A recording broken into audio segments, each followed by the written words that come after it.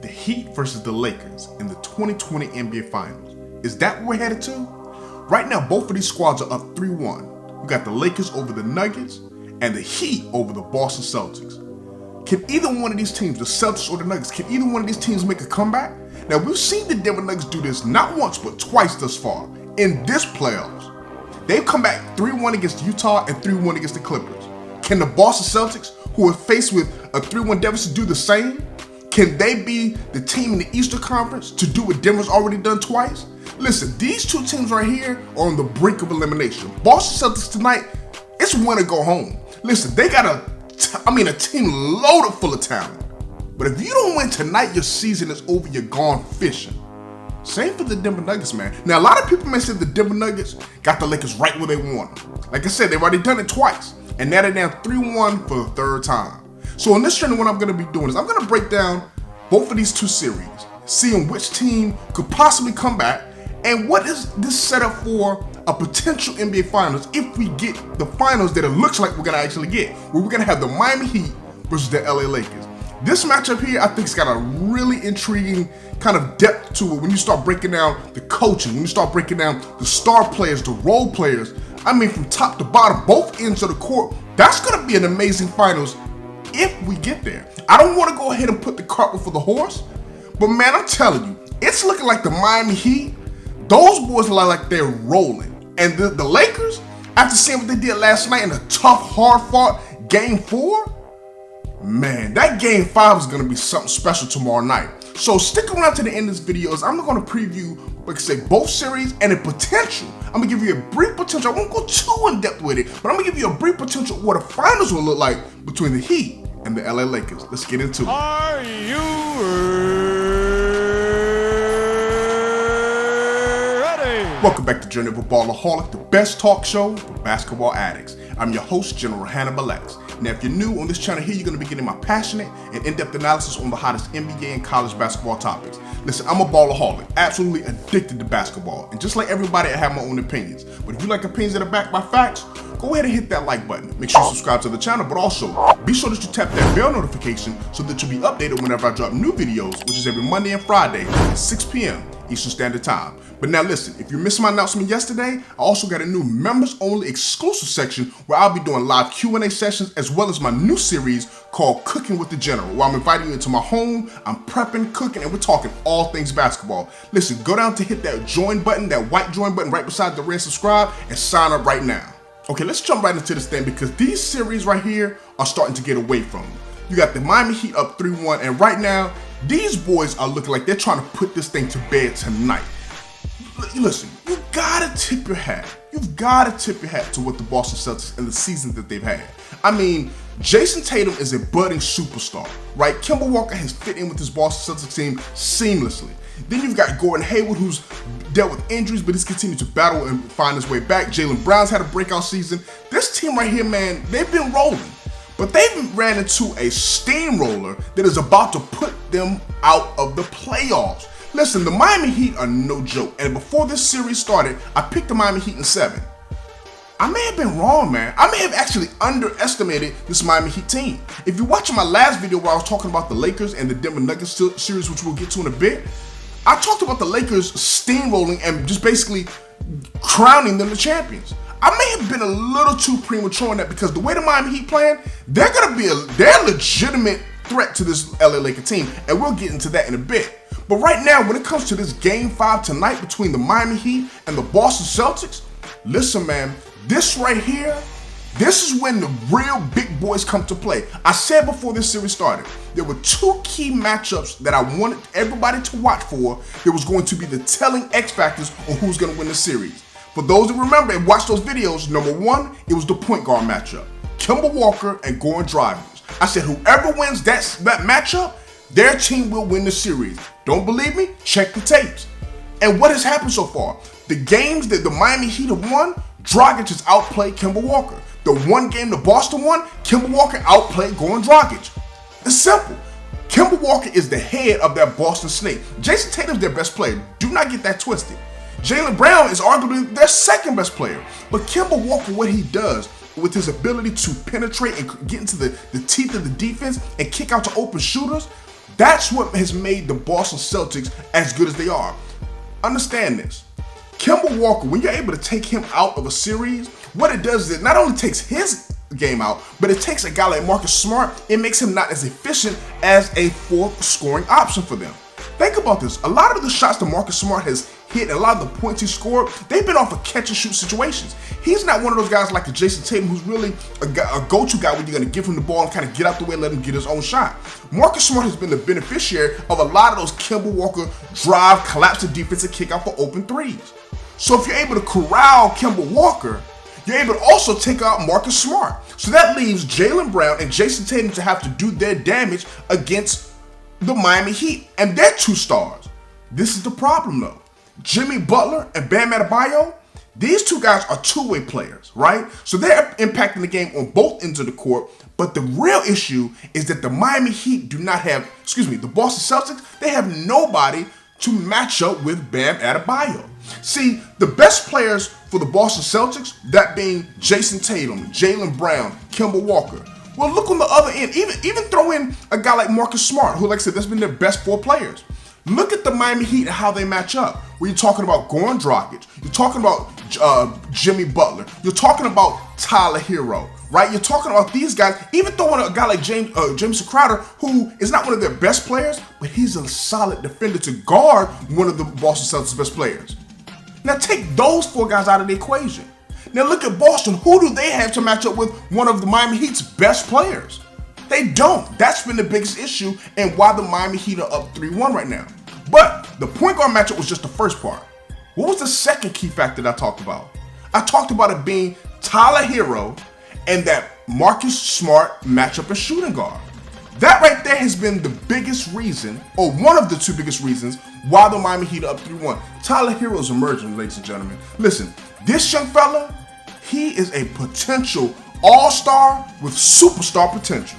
Like, you gotta understand, the game that Tyler Herro just had in Game 4, that was a historic game. Like, be very clear. Tyler Herro has just done some things that, number one, no players have done, and some of the greatest of all time. For instance, Tyler Herro broke Dwayne Wade's rookie scoring record in the playoffs, man. He put up 37 points. That is the most points of any player in NBA history to come off the bench. Listen, this dude right here in a playoff game became the 2nd youngest player as far as scoring to Magic Johnson. The 2nd youngest player scoring to pass Derrick Rose. In the playoffs, this dude is on another level, and it's not just the scoring. You gotta understand, Tyler Herro can score. We've seen that. He's rebounding at a high clip. He's able to defend surprisingly, and I gotta even say, surprisingly, he's defending at not an elite level, but a legit level. He's facilitating. He's able to create his shot off the dribble. He's able to catch and shoot.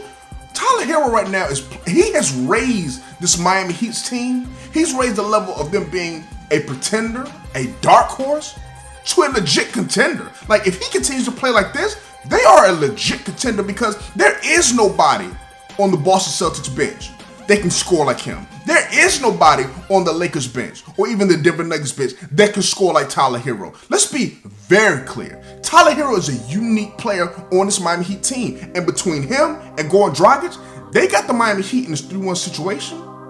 And they got the Miami Heat on the brink of going to another NBA Finals. Listen, Andre Iguodala is on this team, and he's a guy that I've been saying for a while was going to be a big, not necessarily a big X factor, but he could have big moments. Remember, Andre Iguodala has been to the finals the last 5 years in a row. Like, a lot of people seem to forget that. If he goes to the finals this year, that's 6 in a row, man. That's some historic stuff there. And who would have picked the Miami Heat before this season to make the finals? So in that series right there, personally, I think it's over. I'm going to be honest with you. I'm not going to sugarcoat. I think it's over. The Boston Celtics, you had a good run. I don't know if it's going to be tonight, or I don't know if it's going to be Game 6.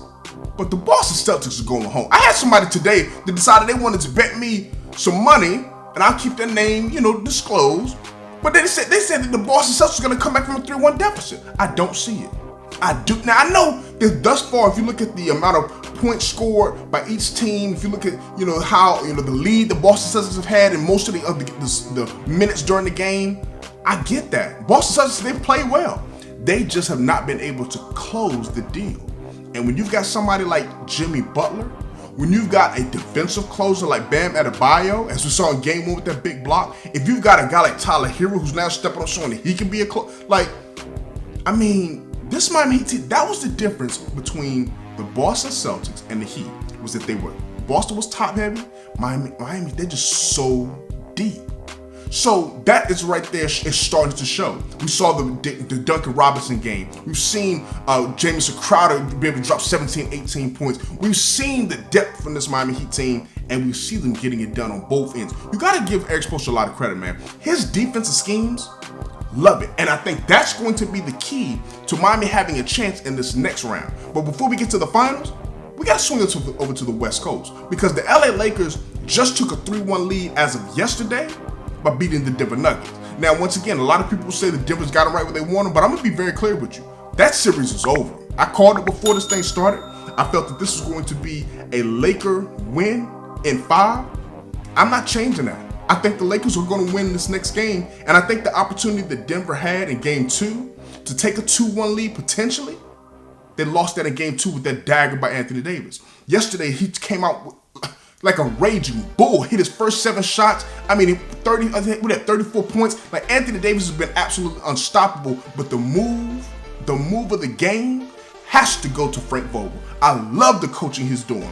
But that's going to be the key in this NBA Finals. Coaching. There's 4 really good coaches left, but the 2 to make it to the finals are going to be really good coaches. And Frank Vogel, you got to give him a lot of credit, man. Deciding to start Dwight Howard made the difference in that game. Dwight Howard literally outplayed Jokic, who was arguably the best center in the entire NBA. He outplayed him. A double-double for Dwight Howard. And Dwight Howard actually became the oldest big man in the NBA since 1997 to have an 8.8 rebound quarter, not game, not half, quarter, passing David Robinson, who was 34 years old. Dwight Howard passed him yesterday, having an 8.8 rebound quarter in the first quarter to set the tone, to let Jokic know, I'm here, I'm not going to get caught up in the antics, and we're going to play basketball, and I'm going to show you I can dominate on the defensive end. He can dominate on the glass on the offensive end. Dwight Howard did that, man, and that was a big X factor. Playoff Rondo is still doing playoff Rondo things. KCP is stepping up. LeBron James showed that he is still the best player in the game, bar none. So that leaves us with an LA and a Miami Heat potential, because it's not done yet, even though I feel both of these series are over.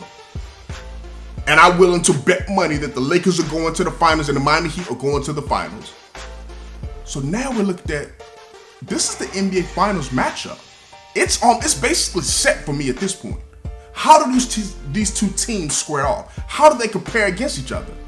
Listen, once again, you've got a top-heavy team in the Lakers versus a loaded Miami Heat team.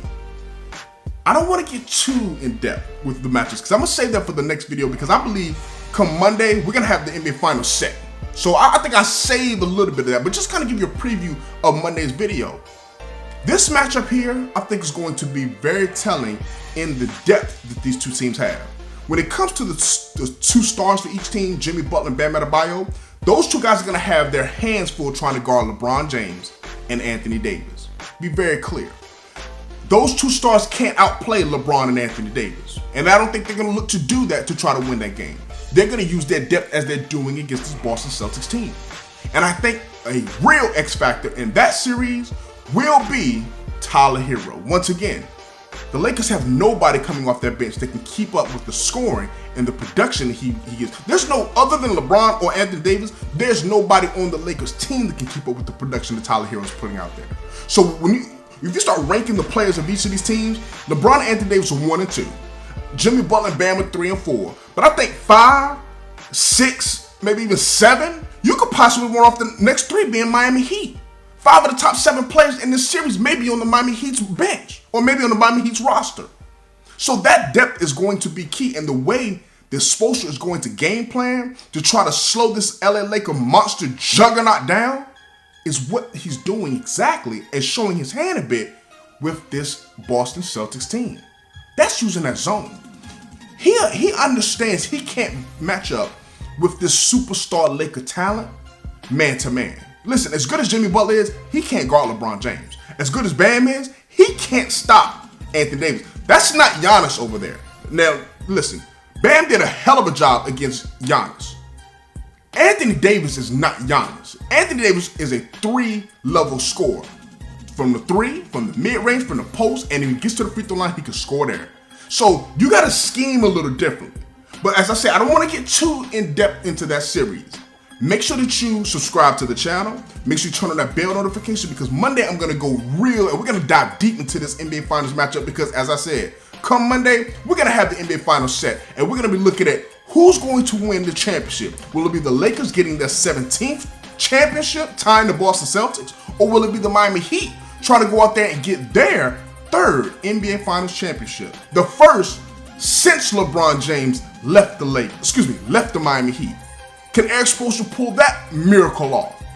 We're gonna see, man, because to me, I think this is like David versus Goliath. So, Bleak, go ahead. If you haven't subscribed already, click this logo right here. If you missed my video where I broke down why the Miami Heat could actually make a deep run in the playoffs, click this video right here. Until next time, make sure you stay safe in the streets. And I gotta say this, we also got some bad news, right? We got some extremely bad news based on the decision of Breonna Taylor. We were told that the police officer was charged not with the murder of Breonna Taylor. He was charged for shooting and missing and hitting the wall of her neighbor. That's what he's charged for. Then they tell us that Breonna Taylor's family was given $12 million because of a wrongful death. But then there's no evidence to prove there was a wrongful death. So from a civil stance, she wins. From a criminal stance, they don't. The judicial system in this country is bogus toward black people. And it's unfortunate that that sister will not get the justice that she deserves. That family will not get that justice.